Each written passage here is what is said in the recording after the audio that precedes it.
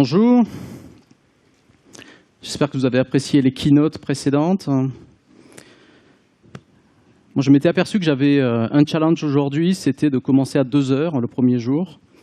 Après les keynotes, je me dis que j'ai un deuxième challenge, c'est de passer après des pros des présentations et des conférences. Alors, il y a d'autres personnes qui vont arriver. En guise d'introduction, je vais vous raconter une petite histoire. C'est l'histoire d'un ingénieur informaticien, passionné d'informatique, devenu expert dans son domaine. On lui a donné une responsabilité, construire un projet. En tant qu'ingénieur, il a découpé, assemblé, et ça a marché. Alors on lui a donné plus de responsabilités, et ça a marché à nouveau. On lui a demandé de s'investir sur des euros, développer du business. Il a eu de la chance, mais ça a marché encore. Alors il a continué son ascension dans cette entreprise et il est devenu manager. Il s'est dit qu'il suffisait de continuer à contrôler, à piloter pour gagner à nouveau. Mais il y a souvent des mais dans les histoires, ça ne s'est pas tout à fait passé ainsi. Il a cru connaître ses collaborateurs. Il a eu tort. Il s'est aperçu que beaucoup de ses collaborateurs ne pensaient pas tout à fait de la même manière. Et puis, il a fait des erreurs d'appréciation. Il n'avait pas les bonnes informations. Alors, j'ai réfléchi pour m'améliorer. Vous aurez compris, cette histoire, c'est la mienne. Et peut-être qu'elle vous en rappelle certaines autres dans la DSI. Alors quand même, je vais me présenter. Je suis Alain Buzacaro, je travaille chez Octo. Je suis directeur, notamment sur le secteur de l'assurance. Je manage 20 consultants. J'ai commencé ma carrière au Bureau Veritas, où j'ai passé 8 années extraordinaires, où j'ai construit des logiciels intéressants, extraordinaires, multi-pays, que j'ai déployés dans plein de pays, ce qui m'a fait connaître des cultures différentes. J'ai eu l'opportunité de passer 2 ans aux États-Unis, qui m'a fait connaître des méthodes de management un petit peu différentes aussi par rapport aux nôtres. Je suis revenu en France, j'ai rejoint le monde du conseil pour apporter mon expertise, mes connaissances au service de mes clients. Aujourd'hui, je suis devenu consultant en management de systèmes d'information et j'aide aussi des managers de l'IT dans leur travail quotidien qui est difficile. Et ça, on va en parler. Mon objectif aujourd'hui, c'est de partager avec vous une méthode de management simple et efficace, mais qui a complètement révolutionné ma façon de travailler, ma façon de manager. Et en plus, il y a des gens qui peuvent témoigner, puisque les 20 consultants sont ici. Donc, essayez de les rencontrer et demandez-leur un petit peu ce qu'ils en pensent. L'agenda. On va explorer les enjeux du management dans l'IT. Regardez 5 types d'activités principales dans lesquelles vous passez votre temps. Je présenterai la boîte à outils, ce qui s'appelle le one-on-one. Aujourd'hui, je vais vous présenter seulement 3 outils, le feedback, le coaching et la délégation. Il y en a d'autres, pour ceux que ça intéresse. Après la session, venez me voir, on pourra échanger sur d'autres outils. La conclusion, et je pense que les questions-réponses feront dehors, parce que je pensais que c'était 1 heure, et donc j'aurai juste le temps, je pense, de faire la présentation. Avant de parler des enjeux du management, je vais citer mes sources d'informations qui m'ont permis de mettre en place au quotidien cette nouvelle manière de manager. Alors chez Octo, il y a un mythe, notamment mes consultants pensent que c'est exclusivement grâce à mon chien que j'ai trouvé toutes les solutions. J'ai le privilège de le sortir 2-3 fois par jour, ce qui me donne l'occasion d'écouter des podcasts, et ça a un petit peu changé ma vie. J'ai trouvé des podcasts sur le management.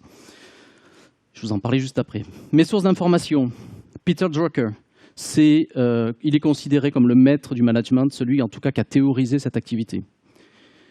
John Maxwell, c'est un évangéliste sur le leadership. Il m'a permis de comprendre les mécanismes de l'influence. David Meister, qui, dans son livre Strategy and the Fat Smoker, explique à quel point il est difficile de mettre en place au quotidien une stratégie et de s'y tenir. Getting to Yes, c'est un best-seller américain parce que le management, c'est aussi de la négociation permanente. Le but d'Eliaou Goldratt, père de la théorie des contraintes, de l'amélioration continue. Ceux qui ont eu la chance d'être présents l'an dernier, il se trouvait ici et il vous a un petit peu... il a fait son speech, il vous a un petit peu challengé. Gerald Weinberg, c'est quelqu'un qui m'a influencé sur ma vision de l'informatique et du management dans l'IT. Et enfin, la meilleure revue sur le management, le Harvard Business Review. 2 sources m'ont particulièrement influencé. Behind Closed Doors, de Johanna Rothman et Esther Derby. C'est un petit ouvrage de 150 pages où on suit un manager dans la mise en place de ses pratiques de management. Chaque chapitre équivaut à 1 semaine. Il y a 7 chapitres et vous allez pouvoir, tout au long de ces 7 semaines, voir comment il va les mettre en place et quelles sont les difficultés et comment on va trouver des moyens de combattre et de lever les points durs. Manager Tools, c'est un podcast réalisé par 2 consultants américains. C'est le podcast numéro 1 sur le management. Si vous allez dans iTunes, vous tapez management, vous tombez automatiquement sur Manager Tools. Aujourd'hui, il doit y avoir plus de 300 podcasts qui font plus d'1 demi-heure. Ça fait 150 heures d'écoute. J'ai le temps pour aller sortir mon chien. Et il y a une version française qui est en cours. Cédric Vatine, qui est quelqu'un qui a mis en place cette méthode, est en train de traduire tout ça, est en train de créer, donc allez-y, ça s'appelle l'outil du manager. Ces 2 sources d'informations convergent vers l'importance de mettre en place un management rapproché qui s'appelle le one-on-one. Et je vais y venir.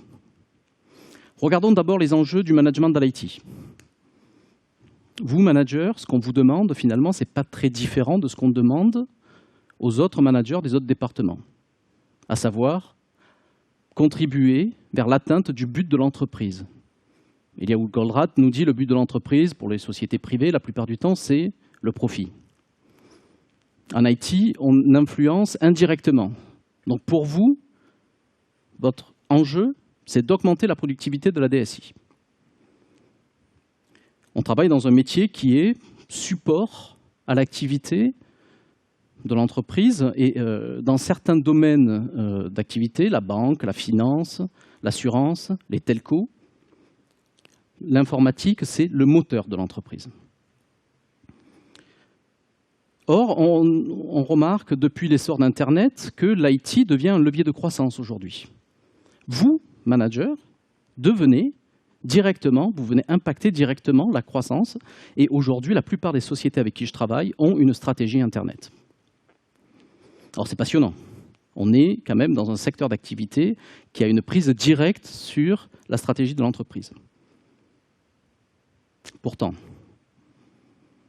je vais faire le constat que l'IT a mauvaise réputation. Ça livre tardivement, ça coûte très cher. D'ailleurs, c'est assez rigolo. Moi, très souvent, on voit les DSI qui sont rattachés à l'argentier de l'entreprise. Le directeur administratif financier, c'est quand même pas le plus grand signe de confiance. Non, très souvent, on est dans un climat de méfiance avec nos clients directs, qui sont les métiers ou les utilisateurs finaux. Alors, moi, je ne changerai pas de domaine parce que je trouve ce domaine d'activité fantastique. Ça change tout le temps et c'est intéressant, c'est passionnant. D'ailleurs, c'est fait par des gens passionnés. Je ne sais pas si quelqu'un reconnaît quelqu'un de célèbre sur cette photo, riche. Bill Gates, en bas, à gauche. Le constat qu'on peut faire, quand même, c'est que 99% des managers dans l'IT sont des geeks. J'en étais un, je suis devenu manager, mais j'étais un geek, et on ne m'a pas formé au management. Je n'ai pas eu de formation sur le management. Dans les entreprises où je passe, ce que j'observe, c'est que quand on est expert, qu'on est bon dans le code, ce qui tourne en production quand même, à un moment donné, pour grandir, pour avoir plus de responsabilités, il faut basculer vers la filière de management.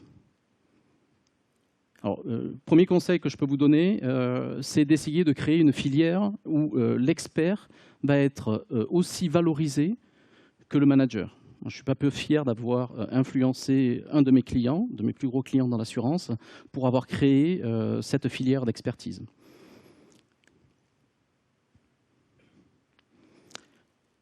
Alors, on a souvent des managers qui ne sont pas très bien formés. Et on va faire un deuxième constat, c'est qu'on travaille dans un contexte qui est quand même complexe. Les technologies évoluent souvent, nos systèmes d'information vieillissent, ça devient de plus en plus difficile à les faire évoluer. On a des compétences pluridisciplinaires. De temps en temps, moi, j'assiste à des conversations où j'ai l'impression que les gens ne se comprennent pas. J'ai l'impression que c'est la tour de Babel. Hein. Les gens n'arrivent pas à s'écouter, à se comprendre, n'arrivent pas à communiquer ensemble. Et en plus, on a vu que finalement, l'IT était le bras armé de la stratégie de l'entreprise. Et donc, on est de plus en plus soumis à une forte pression pour livrer vite, à moindre coût. Alors, le manager qui n'a pas été formé sur le management et qui vit dans un contexte comme ça, il est souvent surchargé et il peut devenir en plus schizophrène en se posant des questions. Finalement, est-ce qu'il faut que j'investisse sur des gens qui demain se retrouveront peut-être à l'autre bout de la planète ou pas? Alors, dans ce contexte-là, moi je dis oui. On a un levier extra... Oups là. Je reviens en arrière, mais c'est pas grave, vous l'avez vu. On a un levier extraordinaire. Il y a une somme de talent dans la DSI qui est incroyable. Il y a peu de secteurs d'activité où, du boss tout en haut jusqu'en bas, on est des gens aussi intelligents. Et là, je pense que c'est votre responsabilité à vous, ou à moi, manager de l'IT, de créer ce contexte, de créer un contexte pour favoriser l'intelligence collective. La keynote de Luc de Brabander était assez intéressante sur ce point-là.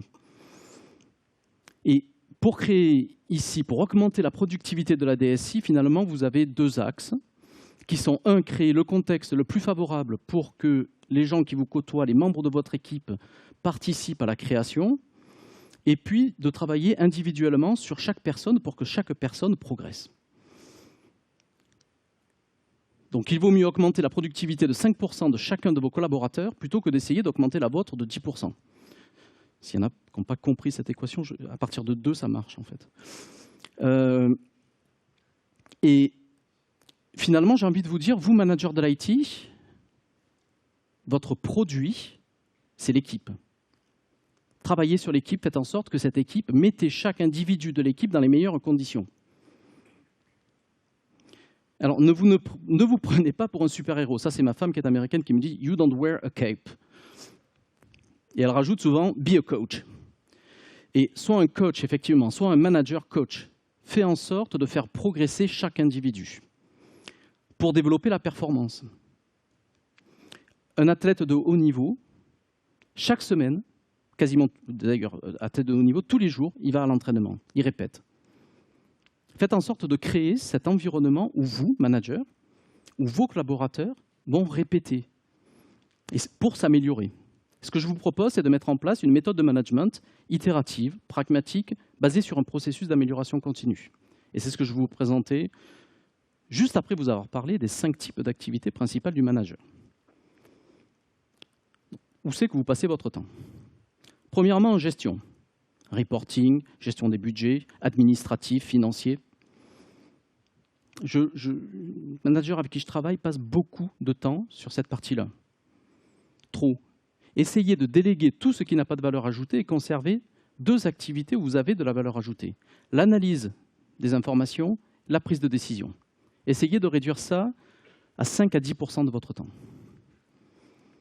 Ensuite, c'est l'opérationnel, c'est souvent sur les projets. Là, c'est un très gros projet. C'est le temps que vous passez sur des comités de projet, comités de pilotage.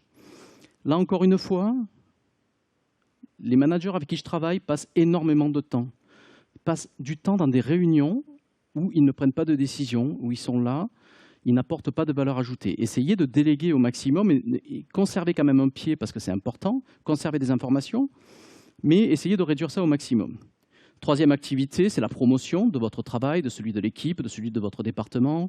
Là, ça va certainement être quelque chose comme 5 à 10%.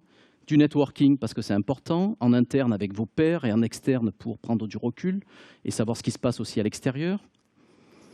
Et enfin, la 5e activité, c'est le management. C'est le temps que vous passez à manager. Alors, je vais vous proposer plutôt de celui-là. C'est le temps que vous allez proposer pour développer, créer le contexte idéal pour avoir de l'intelligence collective et développer chaque individu. Mesurez-le, prenez-en conscience. C'est quand on le mesure, qu'on en prend conscience, qu'on est en contrôle.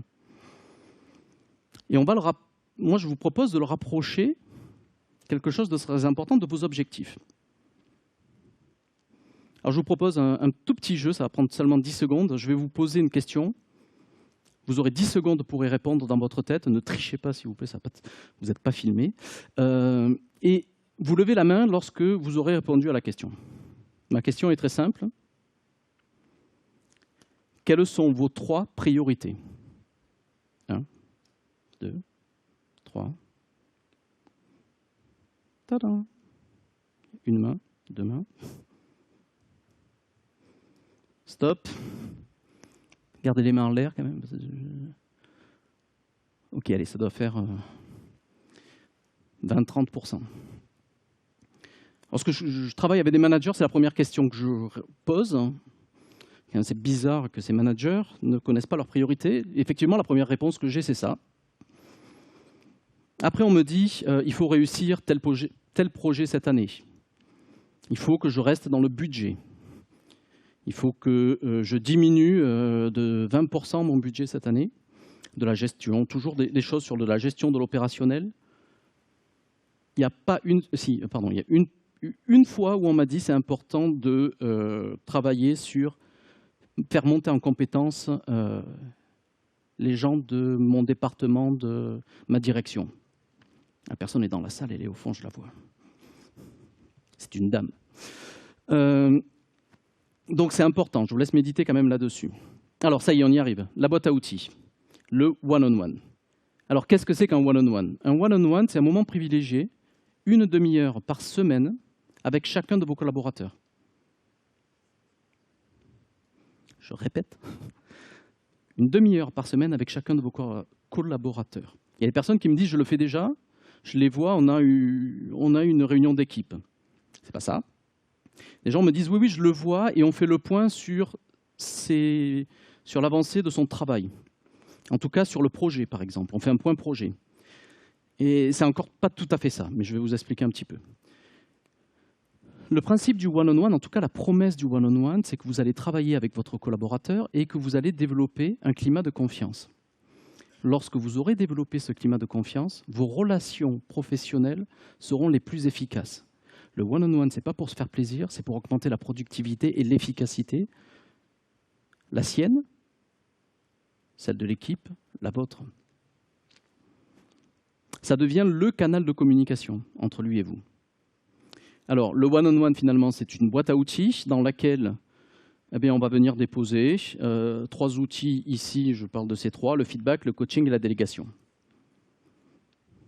Il y a 3 temps dans le one-on-one, 3 fois 10 minutes. Lui, moi, le futur. Et je les détaille.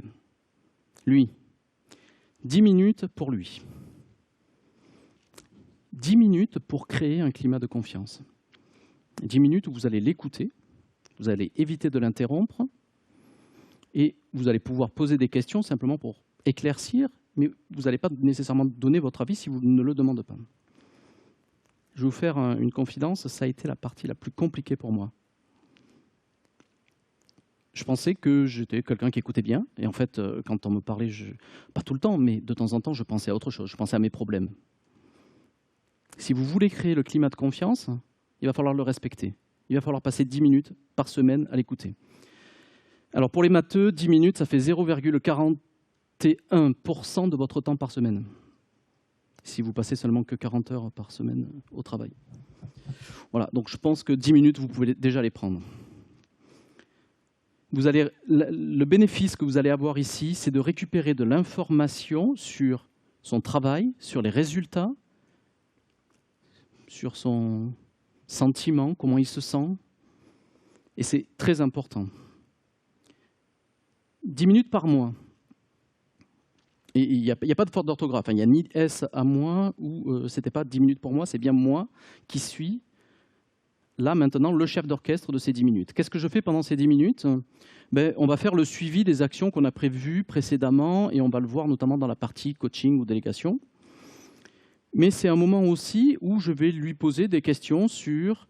En tout cas, mon but pendant ces 10 minutes, c'est essayer de faire en sorte que la personne soit dans les meilleures conditions possibles pour progresser. Et donc, je vais faire du feedback, je vais vous présenter tout à l'heure, du coaching et de la délégation aussi pendant ce temps. N'allez pas trop vite. Le conseil, c'est n'allez pas trop vite. Il faut d'abord avoir établi ce climat de confiance pour que cela fonctionne. 10 minutes pour envisager le futur. Pourquoi c'est important? Parce que souvent, comme tout être humain, quand le futur n'est pas très clair, quand mon collaborateur est sur un projet et qu'il ne sait pas exactement ce qui va se passer derrière, eh bien, il peut brûler de la CPU simplement pour ça. C'est important à un moment donné de clarifier. Vous allez clarifier à la fois ses priorités. Par exemple, la semaine dernière, j'ai dit à un de mes collaborateurs, je lui ai dit, voilà, chaque début de trimestre, on définit 3 priorités. On définit 3 objectifs et 3 priorités. Et je lui dis, écoute, Hervé, en ce moment, ce que je vais te demander, c'est de te focaliser sur la priorité numéro 1. Je ne tiendrai pas en compte les 2 autres objectifs pour t'évaluer. Il m'a répondu, merci beaucoup, parce que je ne savais pas comment faire. J'avais en tête qu'il y avait effectivement ces 2 autres objectifs, mais pour moi, c'était compliqué de les mener à bien tout ensemble. Donc là, c'est important vraiment de clarifier. Et comme quand même on ne parle pas de ça tout le temps, pendant ces 10 minutes, vous pouvez prendre la température, par exemple une fois par mois, demander « mais t'en es où? T'es bien dans ton poste? Comment ça se passe pour toi ?» Vous pouvez aussi lui demander « est-ce qu'il y a des choses que tu as vues qu'on pourrait faire autrement ?» Servez-vous de chacun de vos collaborateurs pour vous remonter des choses que vous ne voyez plus aujourd'hui. Il faut instaurer un rituel. Je sais que tous les lundis, à 9h30, je vois Hervé, à 10h, je vois Jamel, à 10h30, je vois Laurent, et à 11h, je vois Yannick. Le mardi matin, pareil. Je conserve toujours en fin de semaine des créneaux pour pouvoir replanifier ceux qui ont malencontreusement sauté, parce qu'on a tous quand même des contraintes. On essaie de le faire le moins possible. C'est marqué dans leur agenda. Malgré tout, il y a des urgences.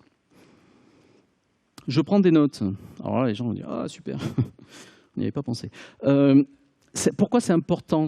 Pourquoi je focalise là-dessus? Parce que si vous voulez créer le climat de confiance, si vous voulez faire en sorte que la personne, votre collaborateur, se sente respecté, il va falloir qu'à chaque fois que vous le voyez, vous ayez un minimum préparé, c'est-à-dire revu vos notes de la semaine précédente, voire des semaines précédentes, et que vous soyez pertinent par rapport aux questions que vous allez poser. L'an dernier, ici aussi, Michel Serres nous a rappelé qu'on avait perdu la mémoire. J'en suis un très bon exemple, c'est-à-dire que je fais 10 one-on-one par semaine, et il m'arrive de temps en temps d'oublier un point important que j'avais discuté avec mon collaborateur. La prise de notes est très importante à ce niveau-là. Il faut que ce soit assez transparent. Ça permet aussi de faciliter l'objectivation, c'est-à-dire, vous savez, à un moment donné, en fin d'année, on doit quand même évaluer nos collaborateurs. Eh ben, vous pouvez reprendre l'ensemble de vos notes. Moi, je les mets tout le temps au même endroit et ça facilite. Et ça facilite énormément avec lui la manière d'objectiver. Cette année, j'ai eu 0 problème, alors que les années précédentes, j'avais des fois des gens qui me disaient « non, mais tu ne te rends pas compte, j'ai quand même fait ça aussi » et je n'avais pas l'info. Le feedback.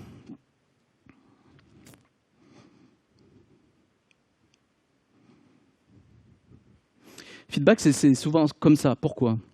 Parce qu'on en a un dans l'année, un 360, en fin d'année, pour justement souvent à la période de l'objectivation, enfin de l'entretien de revue de performance. Et on obtient des choses qui peuvent être ouais, c'est bien, mais aurait pu mieux faire sur la communication, devrait augmenter son pouvoir d'influence. Ouais, super, je vais m'acheter un bouquin et puis je reviendrai pour savoir si ça va mieux l'année prochaine. Rappelez-vous que je ne connais pas une seule personne qui n'ait pas envie d'avoir du feedback. On a tous envie d'avoir du feedback sur son travail. Moi, à l'instant précis, Ça m'intéresserait d'avoir, après, un feedback sur ce que vous avez pensé de mon travail. Donc, il n'y a personne qui ne veut pas avoir du feedback. Faites-le régulièrement, le plus régulièrement possible. Ce que je vous propose, c'est vous avez l'opportunité chaque semaine pendant le one-on-one, quand vous êtes avec votre collaborateur, de faire du feedback. Le feedback, c'est essentiellement pour s'améliorer, pour progresser. 2 types de feedback. Feedback très positif et feedback, ce qu'on va appeler d'ajustement. Alors, feedback très positif, pour nous, les Français, c'est juste un petit peu compliqué. On est dans une culture, je vais faire le parallèle avec les États-Unis. Vous allez au resto, les États-Unis, ouais, brilliant, wonderful, fantastic. Le français, c'était comment le resto? Pas mal. Quand est-ce la dernière fois que vous avez employé des superlatifs pour dire à un de vos collaborateurs qu'il avait fait un super boulot? Moi, je vous propose, justement, lorsque vous faites votre feedback, de faire un feedback entier, de donner un 20 sur 20. Ne faites pas le feedback. C'était génial, mais alors, là, tu aurais pu juste faire ça un petit peu mieux, quoi. Tu vois, il y a eu des choses qui n'ont pas bien fonctionné. Je prends un exemple. Toujours Hervé. Donc, j'étais avec Hervé et Hervé animait un comité de pilotage. Je ne sais pas s'il est là, Hervé. Il est caché. Il animait un comité de pilotage chez un de mes clients. Et le comité de pilotage se passe super bien. 2 heures, le comité de pilotage. On arrive, on donne les bonnes informations, on a les bonnes décisions, enfin en tout cas les décisions qu'on souhaitait avoir. Je sors de la réunion, je prends Hervé à part et je lui dis bravo, super, nickel, top. Hervé me dit ouais d'accord, mais enfin il n'y a pas des petits trucs là que... Et je lui dis peut-être, mais on en discutera lors du one-on-one. Hervé est reparti. Ça, c'était le vendredi. Pendant tout le week-end, ce qu'il avait en tête, c'est que la personne qui l'évalue à la fin de l'année, la personne avec qui il travaille, lui a dit c'était top, quoi. Là, je le mets en confiance. Alors après, effectivement, c'est pas toujours le cas. On ne fait pas que des feedbacks. On ne peut pas donner que des 20 sur 20. Et il faut donner aussi des feedbacks d'ajustement pour s'améliorer. Alors, vous avez le choix du coup de boule. C'est un feedback où on décrit l'impact. Non, ce qui est important dans le feedback d'ajustement, c'est de contextualiser et de décrire l'impact. Le lundi, lors du one-on-one avec Hervé, je lui dis « Hervé, c'était très bien ta présentation, l'animation de ton copil, c'était parfait. J'aimerais te faire un feedback d'ajustement. À un moment donné, tu es parti dans un monologue, ça a duré assez longtemps. Il y a quelques personnes qui se sont reculées de la table. Certaines ont commencé à griffonner. Est-ce que tu t'en as aperçu? » Il me dit non. Je dis c'est important parce que si ces personnes font ça, ça veut dire que tu es en train de les perdre dans ton discours. Qu'est-ce que tu pourrais mieux faire la prochaine fois? Il me dit je vais en prendre conscience et la prochaine fois j'essaie de reconnecter. J'ai perdu personne parce que c'est à peu près là. C'est méta là. Donc faites-le aussi possible que souvent et surtout, alors le conseil, prenez des notes et réutilisez mot pour mot ce que la personne a dit. Ça vous évitera de passer du temps à dire « Non, non, mais je te jure, tu as dit ça. Non, non, mais j'ai pas dit ça. C'est pas exactement comme ça que je l'ai dit. » Le coaching, qu'est-ce que c'est? C'est aider votre collaborateur à atteindre un objectif, marche après marche. Et moi, je vous propose de le faire effectivement lors du one-on-one. Ce qui est important à un moment donné, pour se fixer un objectif, c'est d'identifier des bloqueurs. Qu'est-ce qui fait que la personne ne peut pas atteindre cet objectif? Lorsqu'on va itérer là-dessus, on va discuter ensemble sur ces bloqueurs. On va essayer de les éliminer ensemble. Et puis à un moment donné, ça va donner lieu à définir un but mesurable. Il faut pouvoir le mesurer, ce but. Est-ce qu'il est atteint ou pas? Il faut que vous ayez un cas de test. Et puis, il faut le définir dans le temps. Par exemple, un de mes collaborateurs, on s'est dit il faut qu'il progresse en communication. On a regardé quels étaient ses bloqueurs, la peur, La peur, par exemple, d'animer en face d'un auditoire. On s'est fixé un but qui est de faire une présentation au sein de notre société. Et on a un système de ce qu'on appelle des perfection games, en tout cas, les gens donnent une note à la fin et disent comment ils pourraient l'améliorer. Et ce qu'on s'est fixé, c'est d'avoir, donc qu'il la fasse une fois avant la fin de l'année et qu'il ait au moins 7 sur 10. Qu'est-ce qu'on a fait? On a identifié les ressources pour qu'il y arrive. De quoi a-t-il besoin? De coaching, de quelqu'un qui le forme, de livres, d'une formation?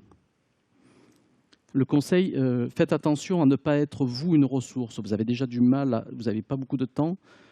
Et ne soyez jamais la ressource pour atteindre quelque chose. Vous allez être juste la personne, le coach, qui va vérifier semaine après semaine, avec un planning détaillé, qu'il est en train d'atteindre son objectif. Ça veut dire quoi? Ça veut dire en l'occurrence, ici, chaque semaine on se revoit, je lui dis comment tu as avancé. Et on a défini différentes étapes avant de faire sa présentation.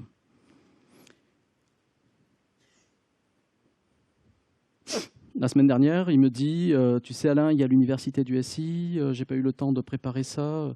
Ok, très bien, on ajuste. Qu'est-ce qu'on ajuste? Le temps, quand est-ce que tu vas la faire? Ou on ajuste les ressources? Et donc, on va tourner comme ça. On va faire en sorte de se mettre, vous devez vous mettre en sorte d'être acteur dans la réussite de votre collaborateur. Mettez-vous encore une fois dans une situation gagnant-gagnant. Et évidemment, à la fin, célébrer.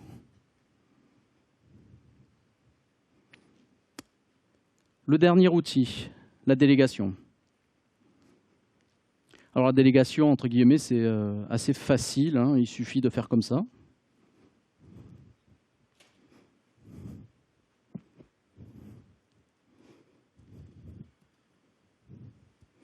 Ça, c'est ce qu'on observe assez souvent, c'est vas-y, fais quelque chose, mais ne m'embête pas avec ça. Donc évidemment, la délégation, ce n'est pas tout à fait ça. Ce que vous allez faire pendant la délégation, c'est aider votre collaborateur. Vous allez lui demander « Est-ce que tu veux bien m'aider à faire cette tâche ?» Vous allez lui préciser en détail comment la réaliser. Vous allez le suivre, vous allez préciser comment vous allez l'évaluer dans la réussite de cette tâche. Et chaque semaine, si c'est assez long, une délégation assez longue, eh bien, vous allez vérifier lors du one-on-one, encore une fois, vous allez vérifier qu'il est bien en train d'avancer sur cette tâche-là. Donc, la délégation, c'est fait pour vous faire gagner du temps. Vous, manager, qui en manquez. C'est aussi fait pour faire grandir votre collaborateur. Jack Welch dit un bon manager, un leader, c'est quelqu'un qui prépare sa succession. Eh bien, faites-le, commencez à lui déléguer quelques tâches que vous faites vous aujourd'hui. Vous allez me répondre, j'ai pas le temps. Prenez-le. Prenez au moins le temps d'une chose, de réfléchir à ce que vous pouvez déléguer. Et alors là, moi, je vous offre quelque chose de magique. C'est une demi-heure par semaine, à chaque fois que vous voyez votre collaborateur, vous pouvez réfléchir à qu'est-ce que je peux lui déléguer. À chaque fois que vous réfléchissez à ce que vous pouvez déléguer, vous trouvez des choses à pouvoir déléguer. Si vous arrivez à déléguer une tâche de 30 minutes, une de vos propres tâches de 30 minutes, on vous rend les sous que vous avez mis pour le one-on-one. Je ne suis pas sûr en fait que finalement, c'est soit le manque de temps, le problème, le bloqueur dans la délégation. Souvent, et j'en suis un très bon exemple, c'est la peur. Ou le déni d'abord. Non, non, mais je sais déléguer, en fait non. Et puis après, la peur. La peur de perte de contrôle. La peur que ce soit mal fait. Alors, il faut passer au-delà. Si vous avez compris que c'est un levier immense à l'augmentation de votre productivité aussi et de celle de l'équipe, il faut aller au-delà. Moi, j'ai un truc, je vais le livrer, ça ne coûte pas très cher. Je me mets en position ultime de le faire. Quand est-ce que vous êtes en position ultime de le faire? Une délégation, c'est quand, au final, vous partez de la société. Et donc, moi, je me dis, je quitte Octo dans 6 mois. Ça me permet de prendre du recul. Ça me permet de me dire, finalement, de toute façon, dans 6 mois, je ne serai plus là, donc s'il le fait bien ou pas très bien, ce n'est pas très grave. Et ça m'aide à prendre la décision de faire cette délégation. Voilà, donc le 1er janvier, je suis dispo. Laetitia, tu n'es pas contente. Conclusion. Premièrement, je pense que le management, ça s'apprend. C'est une activité qui s'apprend. Nous, les geeks qui n'avons pas eu de formation, ça s'apprend. Alors ça s'apprend, ça peut s'apprendre au travers de la formation. Vous pouvez faire une formation. J'ai fait des formations de 3 jours. Ce n'est pas le plus efficace. D'abord, il faut le faire souvent. C'est comme du coaching, c'est un entraînement. Lorsque j'ai commencé les one-on-one, pour voir si ça fonctionnait, j'ai pris toutes les personnes que j'avais. 18 one-on-one par semaine. J'ai fait ça pendant 2 mois et demi, 3 mois, et ça a fonctionné. En parlant de délégation, c'est la première chose que j'ai déléguée depuis le début de l'année. Hein. J'ai délégué des one-on-one. Donc, j'en fais plus que 10. Donc, ça s'apprend et il faut que vous le répétiez. À la fin de la première semaine, lorsque je l'ai mis en place, la dernière personne que j'ai vue, la 18e personne, j'étais déjà un cadre des one-on-one. J'en avais déjà fait 17 au bout d'une semaine. Donc, au plus vous allez le faire, au plus vous allez vous améliorer. Et donc, faites-le. Vous, manager IT, votre produit à vous, c'est l'équipe. C'est votre équipe. Créez les conditions de l'intelligence collective et faites en sorte d'améliorer chaque personne. Vous êtes en haut d'une pyramide humaine et il faut que les bases soient solides. Donc vous allez le faire. En plus, ce qui est intéressant avec le one-on-one, c'est que c'est fractal, c'est-à-dire que vous allez faire des one-on-one avec directement chacun de vos collaborateurs, et chacun de vos collaborateurs va appliquer ça auprès de ses propres collaborateurs, et ça descend dans la pyramide. Et chaque personne va s'améliorer, progresser, et finalement, vous êtes dans une dynamique win-win, gagnant-gagnant. Je suis persuadé que la première des choses qui aide à augmenter la productivité dans la DSI dès demain, c'est la communication. La communication que vous allez avoir avec chacun de vos collaborateurs. Vous allez développer de la confiance avec eux. Et quand il y a confiance, il me reste 10 minutes, il y a performance. Alors, moi je vous propose ici aujourd'hui une méthode qui peut paraître simple et stupide, facile à mettre en place, et quand c'est simple, stupide et que ça marche, on a l'habitude de dire que c'est puissant. Vous pouvez commencer dès demain. Dès demain matin. Alors, vous n'allez pas commencer dès demain matin, les one-on-one, parce que vous allez me dire, mon agenda, il ne me le permet pas. Donc, la réponse, c'est généralement, dans 3 semaines, votre agenda commence à se libérer. Donc, dès demain matin, par contre, vous pouvez envoyer un mail à l'ensemble de votre équipe ou, encore mieux, les réunir et leur expliquer, OK, très bien, on va mettre en place une autre façon de se voir. On va se voir régulièrement toutes les semaines. Et vous allez pouvoir planifier pour dans 3 semaines les premiers one-on-one. J'en ai terminé. Et s'il y a des questions?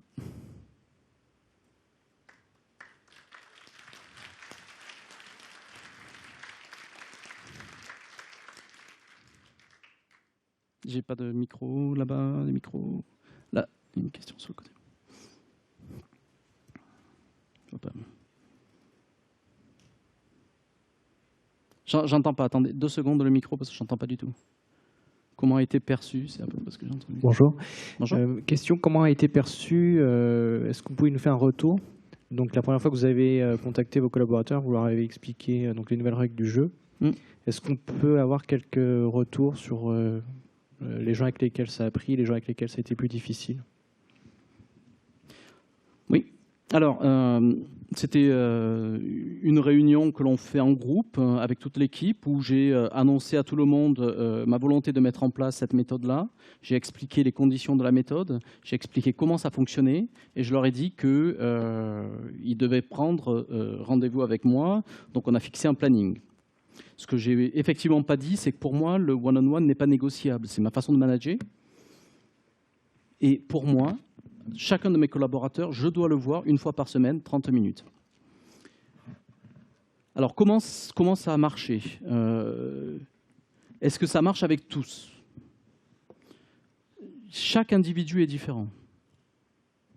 J'ai des one-on-one où il y a un super échange dès le départ. Bon, c'est vrai que c'est une équipe ce sont des collaborateurs que je connaissais, donc ce n'est pas des gens que je découvrais. Donc avec certains, il y avait une certaine complicité, une confiance qui était déjà quasiment établie, et donc là, ça peut aller très vite. D'autres collaborateurs, où par contre, ça a pris un peu plus de temps, où il a fallu apprendre à se connaître.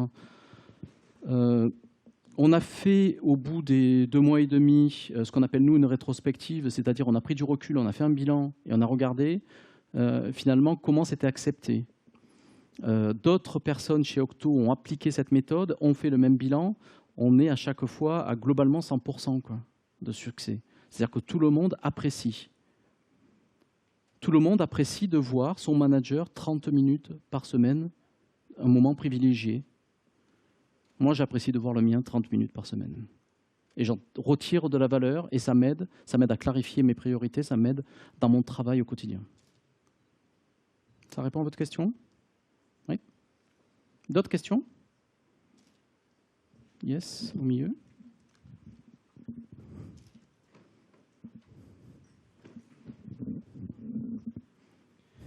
Bonjour. Est-ce que vous avez eu à pratiquer cette méthode avec des collaborateurs à distance? Oui. Alors, pas au début. Et au tout début, en fait, je vous conseille vraiment de le faire en face à face, dans un endroit, je sais que j'en ai pas vraiment parlé, mais dans un endroit fermé, dans un bureau ensemble, où vous pouvez vous voir tous les deux. Et après, lorsque vous avez quand même une petite expérience, lorsque le climat de confiance a été établi, oui, on peut le faire par téléphone, par visio, et ça marche. C'est pas, encore une fois, c'est pas l'idéal. Le contact direct est le meilleur, mais on peut le faire par téléphone. Ça répond? Super. D'autres questions? S'il n'y a pas d'autres questions, il faut que je fasse le moonwalk parce qu'il y a un challenge pour faire du... Je refais? J'ai placé Michael Jackson. Hein. Est-ce que vous pourriez décrire physiquement comment se passe le one-on-one? Je veux dire, est-ce qu'il y a une table, c'est une salle de réunion Alors, d'ailleurs, chez Octo, on a été obligé de mettre des cloisons parce qu'il y avait des salles de réunion trop grandes et il y avait beaucoup trop de one-on-one, donc on a essayé d'avoir... Non, oui, l'idéal, en fait, c'est de se mettre avec son collaborateur dans une salle, autour d'une table. Moi, j'aime bien de se mettre à 90 degrés parce que le face-à-face me paraît un petit peu trop dur. Ça lui permet de voir ce que j'écris aussi, parce que je suis en toute transparence sur ma prise de notes. Ça répond à votre question? C'est véritablement dans une salle fermée l'idéal. Est-ce que le one-on-one remplace les réunions d'équipe? Et si oui, on va dire, est-ce que c'est pas un risque qu'il y ait un cloisonnement entre collaborateurs qui n'ait plus de vue globale de ce qui se passe dans l'équipe? Pour moi, c'est complémentaire. Si vous avez l'habitude de faire des réunions d'équipe qui soient très efficaces, continuez. Pour moi, c'est vraiment complémentaire. Ce que je peux dire par rapport aux réunions d'équipe, c'est que souvent, on a des réunions en étoile où les gens discutent un petit peu. Et là, par contre, il y a une autre manière de faire une réunion d'équipe qui s'appelle la rétrospective, où on peut travailler plutôt sur qu'est-ce qu'on pourrait améliorer pour travailler ensemble. Mais ceci dit, donc, la réponse, c'est non, ça ne remplace pas la réunion d'équipe. Et il y a la fée clochette qui se fait entendre. Voilà. Donc on a terminé, c'est ça, il faut s'arrêter là. Donc si vous avez d'autres questions, venez me voir, je serai ravi d'y répondre. Merci.